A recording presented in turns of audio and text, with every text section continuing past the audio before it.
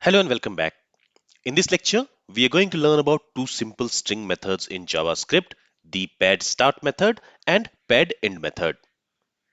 Both padStart and padEnd are string methods in JavaScript, which was introduced in ES 2017, and it allows you to pad a string with another string until it reaches a specified length. The padStart pads at the beginning and the padEnd pads at the end.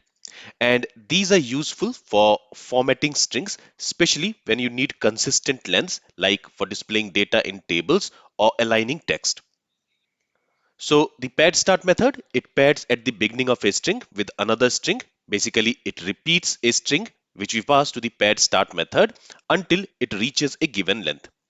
So this pad start method, it takes two parameters, the target length which you want to achieve and the string with which you want to achieve that target length.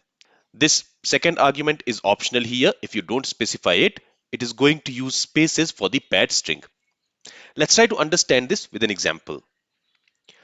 So here I have this string str which is storing the string abc. Now on this str, I'm going to use the pad start method, and let's say I want to achieve a length of 8. So the first parameter will be the length which we want to achieve, and if you see, the current length of this str is 3. It has 3 characters. But using this string, we want to create a new string with length as 8. So here I can specify the second argument, but if I don't specify the second argument, by default, padStart is going to use space as the second argument. And if I go ahead and if I log the string, which the padStart method will return, you will see that it has logged ABC, but before this ABC, we also have some spaces added. And the space is added because we have not specified any character which we want to use for padding. Here, if I go ahead and if I specify asterisk as the padding character and if I save the changes, you will see 5 asterisks has been added before this ABC string to achieve the desired length of 8. So this is the use of pad start method. Here for the padding, you can use any character. So for example, if I use, let's say dot, in that case, dot will be used for padding. And you can also use a string. So for example, if I say 1, 2, 3, then this string 1, 2, 3 will be repeated. If I save the changes, you can see 1, 2, 3 has been repeated and then 1, 2 because the desired length should be 8. So basically the pad start method, it is used to pad some string in order to achieve a desired length. Now here when we use pad start, let me use asterisk here. So when we use pad start, it adds this second character in the beginning of the string to achieve the desired length. But if you want to pad in the end, then you can use pad end method. So this pad end method just works like pad start method. The only difference is it will pad from the end. So now if I save the changes, you will see that now the padding is happening after the string. With pad start, the padding happens before the string. And in both the cases, the pad start and pad end method is trying to achieve a desired length by adding some characters at the beginning or the end of the string. Now what will happen if you specify the length which is lower than the current length of the string on which you're using pad start or pad end? For example, if I specify 2 here, the current length of the string is 3. We have 3 characters here, but you want to create a string with 2 characters. The length has 2. In that case, pad start or pad end method will return the original string. Here also if I change it to 2, you will see that it has returned the original string. It has not done any changes. Alright, so this is about pad start and pad end method. Now let's see a practical use case of pad start and pad end method.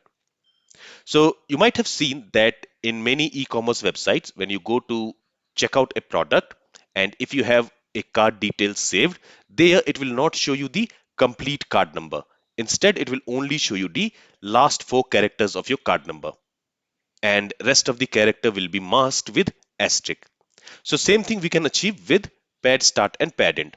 Here what I'm going to do is I'm going to create a function and I'll call it as mask card or mask card number. To this, we need to pass the card number. So I'll simply call it as card. Now from here, we want to return a string where we only want to show the last 4 digits of the card number, and rest of the characters should be masked with asterisk. So first of all, I am going to extract the last 4 characters of the card. So let me create a variable. Let me simply call it as X. You can name it anything. And on this card, which we are going to receive as the parameter, I'm going to call slice method, and there let me pass -4. Okay, so this will return us the last 4 characters from the card.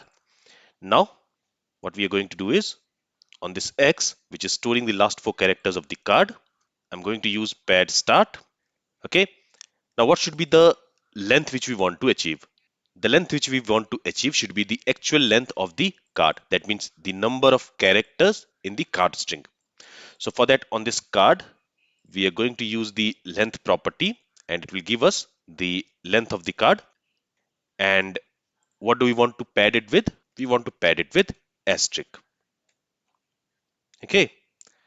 And finally, let's return the string which this padStart will return us. So this is our mask card number function. Let me save the changes here, and let's go ahead and let's call this mask card number. And to this, I'm going to pass this card number, which we are saving in this card number variable. All right, and here it is going to return us a string. Let's call it masked card. And let me go ahead and let me log the masked card. If I save the changes, you will see that only the last 4 characters of the card number is being displayed, and rest of the characters are masked using this asterisk. So we can use padStart and padEnd for masking. Here we also have the email. So what we want is we only want to show the first 4 characters of the email, and then rest of the character we want to mask. So again, I'm going to create another method. Let's call it as mask email. Here we will receive an email. Now what we want is from this email, we want to get the first 5 characters. So let's say we only want to show the first 5 characters. So again, I'm going to use the slice method, and here I'll pass the start index as 0 and end index as 5, because we want to extract the 5 characters. So the slice method, it will extract characters from index 0 to index 4. The character at index 5 will not be included in the result. Let's go ahead and let's store it in a variable, and let's call it E. And now on this E, we are going to use padEnd method, because now we want to mask it from the end. Here, let me pass email. So again, we want to get the length of the email for masking.